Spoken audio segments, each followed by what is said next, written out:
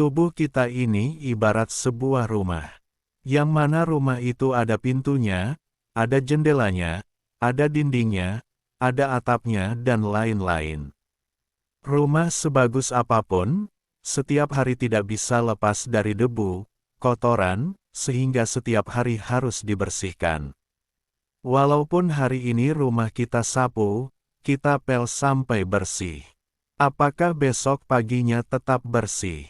Jelas tidak. Pasti besoknya akan kotor lagi, sehingga harus disapu lagi. Begitupun dengan diri kita, dalam diri kita ada pintu ruhaninya, serta ada fasilitas yang lainnya. Dalam diri kita tak bisa lepas dari kotoran hati, sampah-sampah ruhani, energi negatif, aura buruk dan lain-lain. Sehingga harus dibersihkan. Nah hari ini kita setelah diruqyah bersih, apakah selamanya tetap bersih? Jelas tidak. Besoknya lagi, seminggunya lagi, sebulannya lagi, pasti akan kotor lagi. Maka jangan bosan untuk diruqyah, jangan berhenti untuk diruqyah. Seperti halnya jangan berhenti untuk menyapu rumah setiap hari. Jin-jin fasik itu, berlapis-lapis keberadaannya di dalam diri kita. Ada yang menempel pada jasad kita, seperti di darah, di daging, di urat-urat saraf kita. Dan biasanya akan menimbulkan sakit pada fisik seperti pusing, kembung perut, pegal linu, bahkan kelumpuhan termasuk kiriman dukun di dalamnya. Dan ada yang nempel di sukma kita. Keberadaannya di titik latifah kita paling luar, di lapisan hati paling luar. Dan ini yang dirusak adalah pikiran kita, angan-angan kita, emosional kita. Maka akan terjadi ilusi-ilusi yang aneh-aneh. Bisik-bisikan yang negatif, bahkan yang paling parah bisa membuat orang menjadi gila. Dan yang terakhir yang paling parah, menempel pada ruh kita. Ini sudah keberadaannya jauh di dasar-dasar latifah kita. Bagian paling dalam, bahkan sudah menyatu dengan diri kita, sudah akrab betul dengan kita. Bahkan sudah sulit dibedakan mana kita, mana iblisnya, karena sudah saking menyatunya dan mereka inilah yang akan menawan ruh kita. Ini yang paling berbahaya dan sangat sulit dilihat oleh manusia siapapun, kecuali oleh orang yang benar-benar sempurna penglihatan mata ruhnya. Jadi iblis itu, sangat detail betul dalam menjaring dan menyesatkan kita. Dan konsekuensi yang paling buruk, nanti ketika kita mati, ruh kita akan dibawa iblis. Lalu mati dalam keadaan su'ul khotimah alias mati tak membawa iman, dan kekal di neraka. Makanya dalam tahapan-tahapan bertoharoh atau membersihkan diri, itu ada 3 cara, sesuai dengan keberadaan iblis dan pasukannya di dalam diri kita. Salah satunya adalah dengan cara diruqyah dongkrak, untuk mengeluarkan pasukan iblis, yang menempel pada jasad kita. Jadi ruqyah dongkrak ini, hanya mampu mengeluarkan pasukan iblis yang kroco-kroco saja. Yang keberadaannya hanya di lapisan luar. Bagaimana efek akibat yang akan terjadi saat diruqyah? Setiap orang yang didongkrak di ruqyah itu tidak akan sama, karena kapasitas dan background ruhani setiap orang juga berbeda-beda. Berikut ini yang akan terjadi saat diruqyah.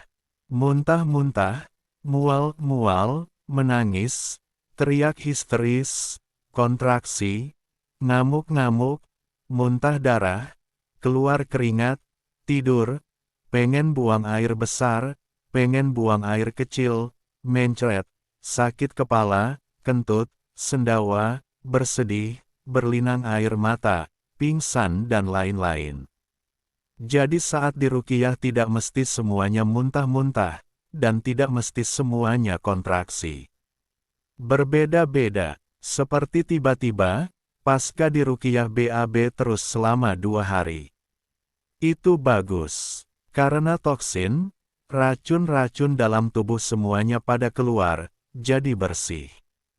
Itulah beberapa efek saat dan pasca diruqyah.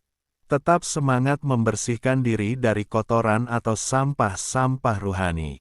Jangan pernah berhenti dan jangan pernah merasa bersih. Justru semakin merasa bersih, semakin akan tambah kotor diri ini. Ciri-ciri gangguan jin. 1.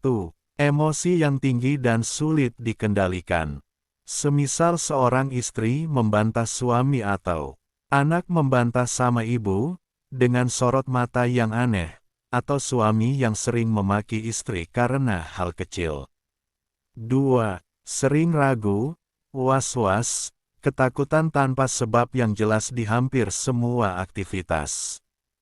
3. Adanya dorongan kuat untuk melakukan perbuatan maksiat yang berulang-ulang disertai kemalasan dan kelesuan luar biasa untuk melakukan aktivitas sholat dan ibadah lain. 4. Sulit khusyuk dalam mengerjakan sholat, dan jika mampu mendirikan sholat maka sering lupa rokaatnya secara berulang-ulang. 5. Mempunyai tompel atau toh, karena sebagai sarangnya siluman. 6. Melemahnya hati, minder, suka menghayal melamun, menyendiri dan mengurung diri di kamar secara berlebihan atau mengasingkan diri dari kehidupan sosial. 7. Cepat lesu dan merasa capek, juga ngantuk saat dalam aktivitas kerja. 8. Sulit konsentrasi atau fokus pada sebuah tujuan, sering gagal, dan terganggu pikiran.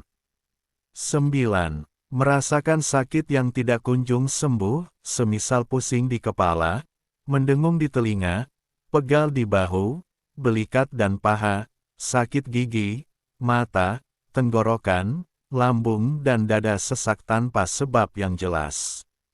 10. Memandang remeh kegiatan ibadah dan lupa atau malas zikrullah. Depresi tingkat tinggi dan pikiran linglung. 11. Sering merasa sedih secara tiba-tiba hingga menangis tanpa sebab, jantung berdebar-debar keras. 12. Sering kesurupan baik separuh ingatan atau secara total. 13. Sering mendengar bisikan memanggil namanya sendiri, merasa ada yang mengajak bicara, mendengar bisikan menyuruh sesuatu kejahatan semisal membunuh, memperkosa, memukul, meloncat dari tempat yang tinggi, terjun ke sungai atau jurang, menabrakan diri dan lain-lain. 14. Paranoid dan cemas, merasa bersalah terus, merasa ada yang mengikuti, mengejar dan mengancam akan membunuh.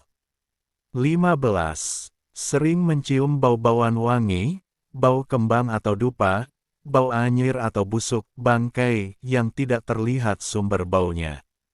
16. Pusing berlebih, vertigo, dan melihat benda-benda seakan bergerak, berputar, terbalik, miring dan lain sebagainya.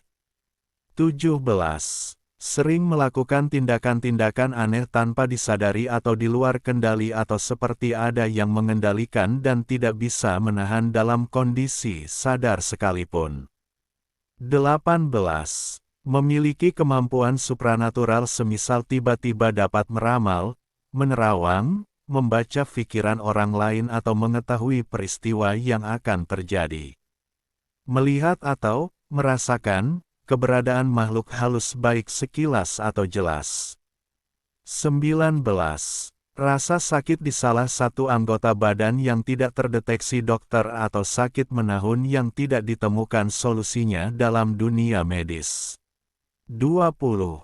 Sering tertawa sendiri, semisal melihat makhluk lucu yang tidak dilihat orang lain. 21. Susah tidur, insomnia, gelisah, cemas dan sering terbangun di malam hari. Dalam kondisi akut biasanya baru bisa tidur jam 3 pagi atau tidak tidur sama sekali berhari-hari.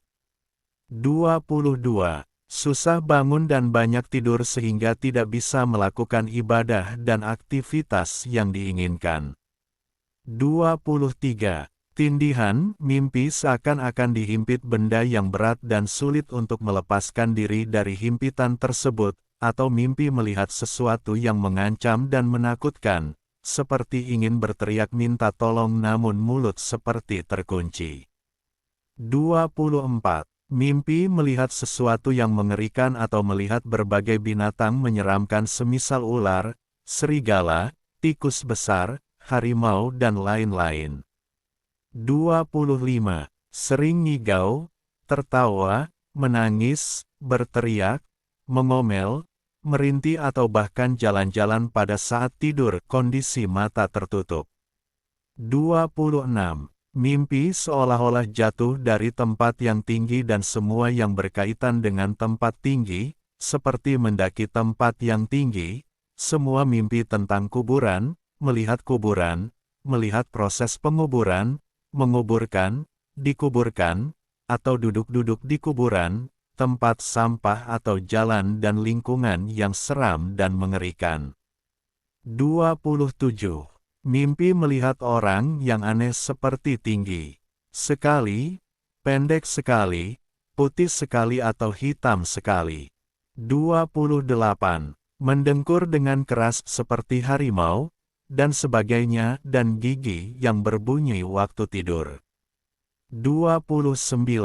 Mimpi bertemu dengan orang yang sama, laki, perempuan, berkali-kali dan ingin bertemu dengan orang yang dimimpikan tersebut. 30.